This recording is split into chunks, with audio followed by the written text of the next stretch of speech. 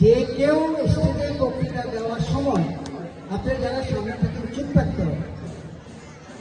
এটা বক্তৃতা আপনি শুনেন না শুনেন, কেউ না কেউ শুনেন, তার প্রতি করবেন।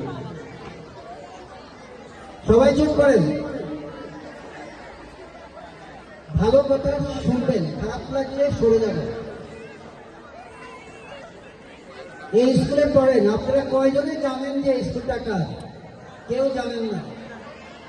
কয়জনে জানেন? হাত তুলতে পারবেন এই স্কুলটা কাদের, কার নামে? জানেন না, কারণ এখন সরকারি হয়ে গেছে, এটা একসময় তো এমনি ছিল। এই স্কুলটা প্রতিষ্ঠা করেছেন মরহুম হাসানুজ্জামান, যিনি এখানে সবগুলো প্রতিষ্ঠানের জায়গার মালিক, ওনার বাবার নামে। আপনি কি জানেন? কেউ জানেন না, জানতে হবে, এগুলি জানার দরকার আছে। তার মানে হাসানুজ্জামান আমার দাদা, ওনার বাবার নামে স্কুলটা, এগুলি জেনে নেন, দরকার আছে আপনাদের। আরো অন্য কিছু দরকার আছে, বুঝতে হবে। এখনো কথা বলতে হয়ে যায় ভাই, কথা বলেন কেন? ভালো লাগলে চলে যান, আমাকে পছন্দ না হোক অসুবিধা নাই, আপনার ভালো লাগলে ওকে ডিস্টার্ব করবেন না। এখানে যারা অভিভাবক আছেন অনেকেই জানেন হাসানুজ্জামানকে। হাসানুজ্জামান সাহেবের ছেলে কামরুজ্জামান। কামরুজ্জামান সাহেব চিনেন কয়জন? কয়জনে কামরুজ্জামান সাহেবকে চিনেন বলতে পারবেন? পারবেন না, কারণ ঐতিহ্য আমাদের হারিয়ে যাচ্ছে। আমাদের উচিত ক্লাসে গিয়ে প্রথম যখন আপনারা ভর্তি হন তখন আপনাদেরকে যে একটি নবীনবরণ অনুষ্ঠান করা, তখন আপনাদেরকে শিখিয়ে দেওয়া কিভাবে কিভাবে কি প্রতিষ্ঠিত হয়, কিভাবে কি হয়েছে। আবারও কথা বলছেন, আমি কি আপনাদেরকে গালি দিতে পারি? কিন্তু না, আমি এত অভিজ্ঞ না, গালি দিব না।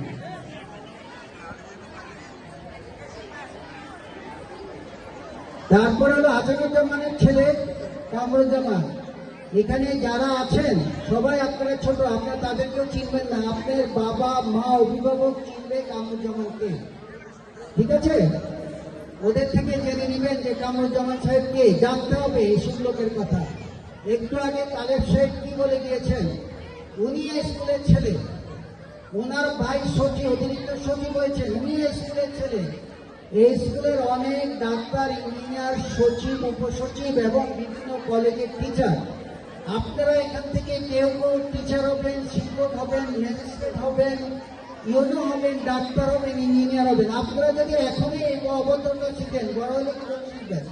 এই জন্য কথা বন্ধ করে কথাগুলো শুনেন। কামরুজ্জামান সাহেব এই এলাকাটাকে উন্নয়ন করে গেছেন শিক্ষা প্রতিষ্ঠান দিয়ে, ওনার লাভের জন্য না আপনাদের জন্য?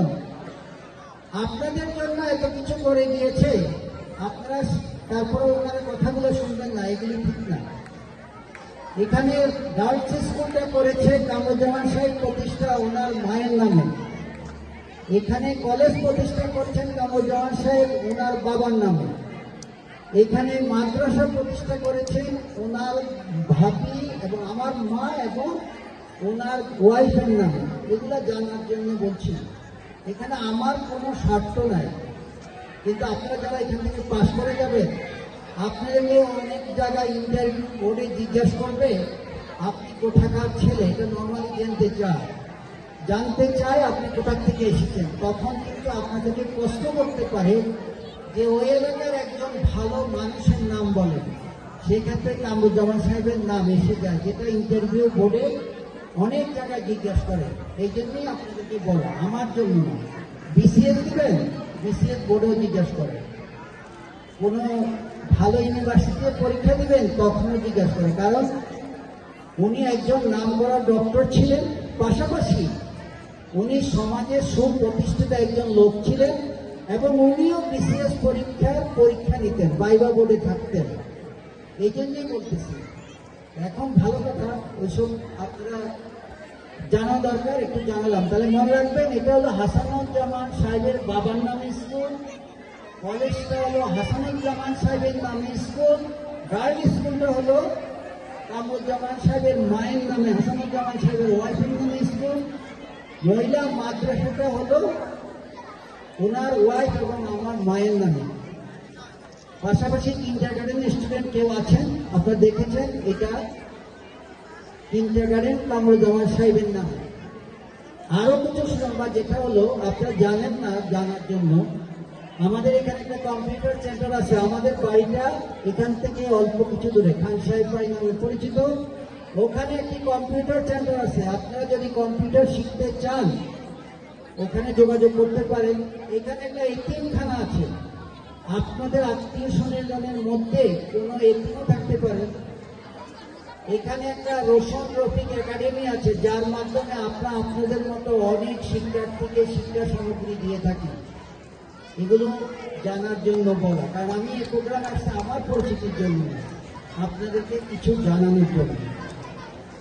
এই মাঠে যে সুন্দর পরিবেশটা দেখছেন, এই পরিবেশটা রেডি করার জন্য আমাদের একটি সংগঠন আইডিয়াল ফ্রেন্ড সোসাইটি এখানে মাটি ভরাট করেছে, আপনারা তো জানেন না। এবং আমরা এখানে ঘাস রোপণ করার জন্য ঘাসের বিচি সংগ্রহ করেছি। দুঃখের বিষয় যে আমরা ঘাসের বিচি ফেলতে পারিনি বিভিন্ন সমস্যার কারণে, নাইলে আরো সুন্দর হতো। এইগুলি কেন করি? সমাজ সেবা। কেন? আপনাদের কাজের জন্য, আপনাদের উপকারের জন্য। আপনারা ভালো কিছু, ফুলটা ভালো থাকলে আপনার মন ভালো থাকবেন। ওই যে ওইদিকে তাকায় দেখেন ময়লা ভর্তি, একটা পরিবেশ লাগে। যদি এখানে সবসময় খেলাধুলা হতো, মাঠটা আরো সুন্দর হতো, তাহলে হয়তো বা এই পরিবেশ থাকতো না। দুর্ভাগ্যের বিষয়, আমাদের স্কুলটা সরকারি হয়েছে। এটা কেন দুর্ভাগ্য বললাম? দুর্ভাগ্য এই জন্য, স্যাররা হয়তো শুনলে মন খারাপ করবে। দুর্ভাগ্য এই জন্য, বেসরকারি দিকে আমরা যারা এখানকার প্রতিনিধি, আমাদের কিছু দায়িত্ব থাকে। সরকারি হয়ে গেলে আমাদের দায়িত্ব ওইভাবে থাকে না, কারণ তখন সরকার নিয়ন্ত্রিত পিছনে যা কিছু করতে হয় সরকারের মাধ্যমে করতে হয়। দেখেন, আপনারা নিশ্চয় অবগত আছেন, বা যারা গত পরীক্ষায় ফেল করেছেন তারা অবগত আছেন, গত পরীক্ষার রেজাল্টটা আমাদের স্কুলের জন্য খুবই দুঃখজনক। কিন্তু এটা কি টিচারদের দোষ? এটা আমি বলবো আপনারা যারা বসে আছেন ছাত্র ছাত্রী ভাইরা, কারণ আপনারা আপনাদের লেখাপড়াকে ফাঁকি দিয়েছেন, আপনারা মনোযোগ দিয়ে পড়েননি। আপনারা ধারণা ছিল হয়তো এখানে নকল চলবে বা নকল করে পাস করবেন, সেই জন্য আপনারা ফেল করেছেন। যারা ভবিষ্যতে পরীক্ষা দিবেন, দিন দিন পরীক্ষা কঠিন হবে, পরীক্ষা নকল মুক্ত হবে ইনশাল্লাহ এক সময়। আপনারা যদি এখন থেকে ভালোভাবে পড়ালেখা করেন, আপনারা নিশ্চয়ই ভালো রেজাল্ট করবেন। আমরা আশা করি গত রেজাল্টের চেয়ে আমাদের এবারে রেজাল্ট অনেক অনেক অনেক গুণ ভালো হবে, হবে না? অবশ্যই আপনাদেরকে সেই মনোভাব নিয়ে পড়ালেখা করতে হবে।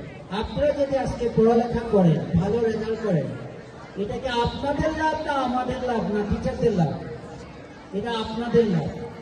এই জন্য আপনাদেরকে মনে রাখতে হবে যে পড়ালেখার উপরে কিছু না। আমরা সারাদিন মোবাইল টিপে থাকি, আমরা ভিডিও দেখি, আমরা বিভিন্ন সিনারি দেখি, কোনো লাভ নেই। মোবাইলের মধ্যে কিন্তু আজকাল পড়ালেখা, তা আপনি এই পড়ালেখাগুলো মোবাইলে করতে পারেন, তো পড়ালেখা করেন। আপনার ইউটিউবে ঢোকার দরকার নাই, আপনার অন্য কিছুতে ঢোকার দরকার নাই, তাহলে অবশ্যই আপনি ভালো রেজাল্ট করবেন। যেটা বোঝেন না টিচারদেরকে জিজ্ঞাসা করবেন,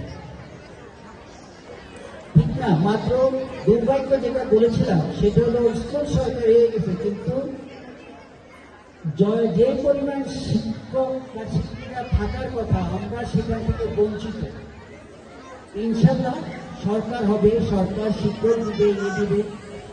আমার একটা অনুরোধ থাকবে অভিভাবকদের প্রতি, মা অথবা বাবা যারা আছেন, আসলে অ্যাকচুয়ালি আমাদের দায়িত্ব যে আমাদের সন্তানকে আমরা কিভাবে ভালো রাখবো, কিভাবে পড়ালেখা মনোযোগী করবো, এবং এর দায়িত্ব কিন্তু বাবা এবং মায়ের প্রতি।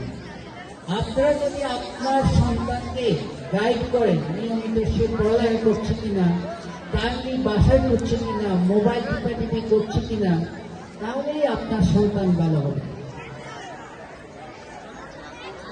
এবং আসলে আমরা অনেক মা এবং বাবা আছি, সন্তানদেরকে টর্চার করি, মারি, পিটাই, খাওয়া ঠিকভাবে দেই না, এটাও কিন্তু ঠিক নয়। আপনার সন্তানকে আপনি টাইমলি খাওয়াইতে হবে, পড়ার সময় পড়া বসাতে হবে এবং খাওয়ার সময় খাওয়া দিতে হবে, তাহলেই ওরা আপনার কথায় শুনবে, নতুবা শুনবে না। আমি কিন্তু একটু বেশি সময় নিয়ে গেছি। এই জন্য বাবা মাকে বলবো, সন্তানের দায় দায়িত্ব কিন্তু টিচারদের চেয়ে আপনাদের বেশি, কারণ টিচারদের একটা নির্দিষ্ট সময় ওদেরকে পড়ায়, তাই এতটা থেকে এতটাই, বাকি সময়গুলো কিন্তু প্রত্যেকটা সন্তান আপনার কাছে থাকে, আপনি ওকে গাইড করার একমাত্র মালিক। পাশাপাশি ওদেরকে খুবই আদর যত্ন করতে হবে। আজকে তালেব সাহেবের পরিবারে আপনারা জানেন না, উনি হয়তো বলেনি, ওনারা 9 ভাই, তার মধ্যে 7 ভাই বিসিএস ক্যাডার। বিশ্বাস হয়? ওনারা 9 ভাই 7 ভাই বিসিএস ক্যাডার, সরি 7 ভাই 5 ভাই বিসিএস ক্যাডার মেবি।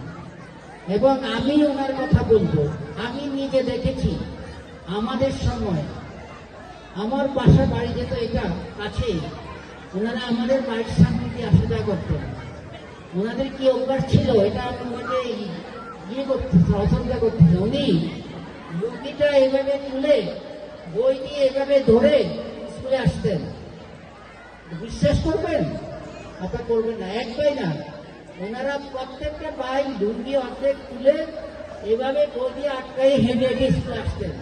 কিন্তু আজকে ওনারা 2 ভাই, মানে ওনার ভাই তালেব সাহেব দেশের সর্বোচ্চ চাকরি সচিব ছিলেন, এটা সরকারিভাবে সর্বোচ্চ চাকরি।